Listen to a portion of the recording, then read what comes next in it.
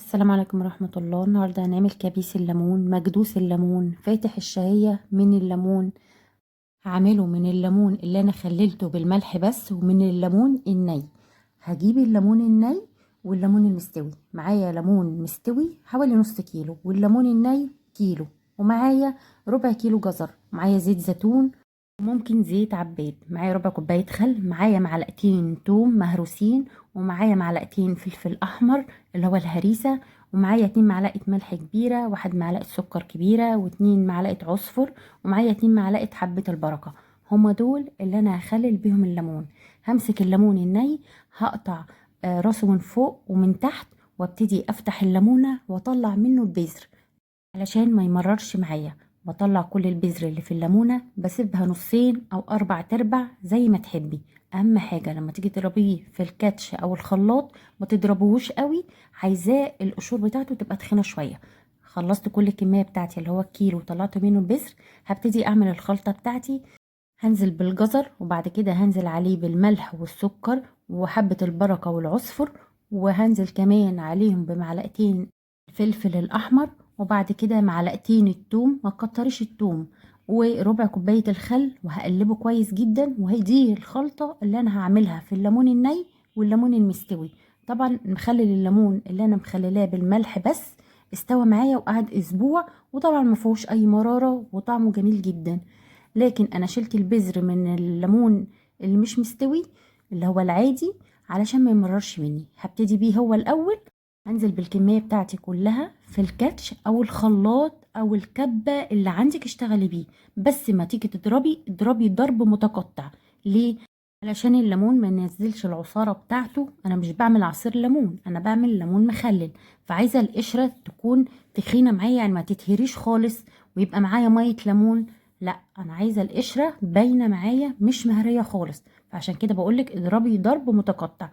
وبرده الليمون المستوي هيتضرب برده ضرب متقطع. زي ما انتوا شايفين القشره معايا مش مهريه، لا القشره كبيره معايا، يعني تحسي اتقطعت 4/4، نصين، علشان لما اجي اغمز منه الاقي حاجه اعرف اكلها، الاقي قشر الليمونه اللي انا اكلها، مش هلاقي ميه يعني اغمز ميه.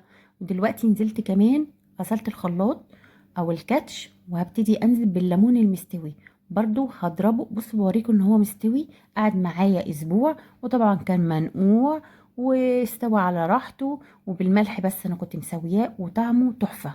فهو ده اللي هيتاكل بسرعة. لكن الليمون اللي مش مستوي اللي هو الني طبعا بيقعد معايا كمان اسبوع، يعني عشان تاكلي منه. لكن اللي يقولك اعمليه وكليه يبقى بيضحك عليكي بصراحة. يتاكل بسرعة هو المستوي ده اللي انا بوريهولك، اللي انا برضو خدته نص ضربة وضرب متقطع. ماما كانت في ليبيا، قعدت فترة وبتعمل زي الليبيين وعلموها الطريقة دي. يعني الطريقة دي مش جديدة اصلا، الطريقة دي بقالها كتير.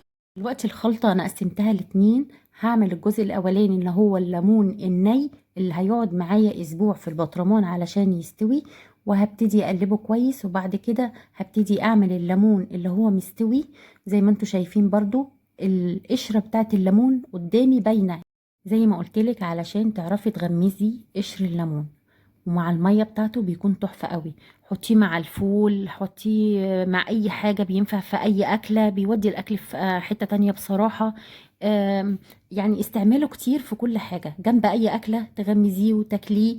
وبعدين مش لازم بزيت الزيتون، ممكن لو عندك زيت عباد تحطيه، بس الافضل ليه وهو اصلا بطريقته من زمان بيعملوه بزيت الزيتون. يعني انا ماما متعوده تعمله بزيت الزيتون. وبعدين لو مش عايزه تحطي توم ممكن تحطي 5 7 فصوص توم صحاح زي ما هما في البطرمان. وعلى فكره لما بيتخلل التوم بيكون طعمه حلو قوي ورائع خالص مع التتبيله دي.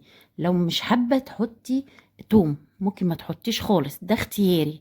بس بصراحة بيديله طعم حلو قوي، وبيودي تتبيلة الليمون دي في حتة تانية بصراحة.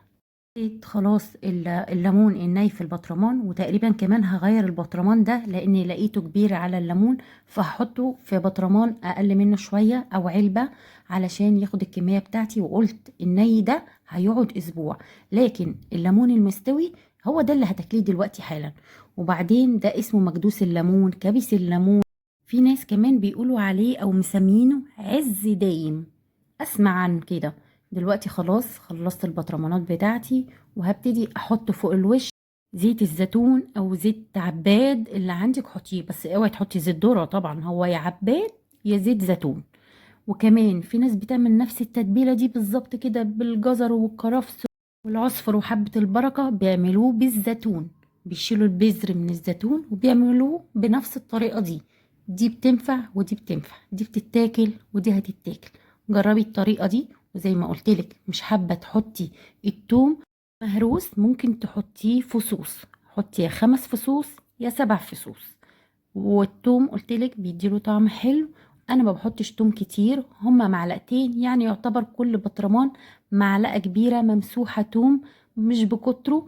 وجربي الطريقة بتاعتي، وكل واحد يقولي طريقة. تعمليه بالزيتون، تعمليه بالليمون، قلتلك الليمون الني بيقعد اسبوع، والليمون المستوي هتاكليه دلوقتي حالا. جربي الطريقة دي مش هتندمي. ويا ريت اللي اول مرة يشوف القناة يدوس لايك وسبسكرايب وتفعلوا الجرس، واللي مشترك في القناة يعمل لايك. واستنوني في فيديوهات جديدة. والسلام عليكم ورحمة الله وبركاته.